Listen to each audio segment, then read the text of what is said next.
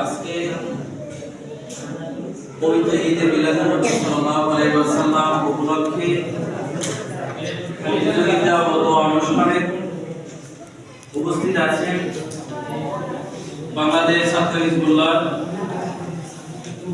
জেলা শাখার সম্মানিত মেহমানবৃন্দ, জনাব হযরত মাওলানা মুস্তাফিজুর রহমান সাহেব, সাংগঠনিক সম্পাদক।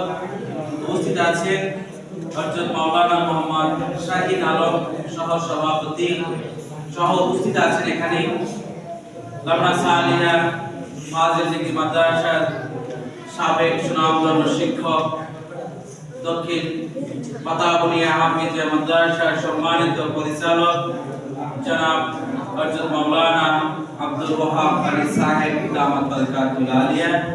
উপস্থিত আছেন বাতাবনিয়া হাফিজি মাদ্রাসা থেকে এখানে সম্মানিত শিক্ষক মহোদয় এসেছেন। ইসলাম হকুলবিদা ইউনিয়ন বাংলাদেশ ছাত্র হিজবুল্লাহ সম্মানিত সভাপতি মাওলানা মোহাম্মদ ইব্রাহিম খলিল, সাধারণ সম্পাদক সহ তার প্রিয় ছাত্র ভাই বন্ধুগণ, আসসালামু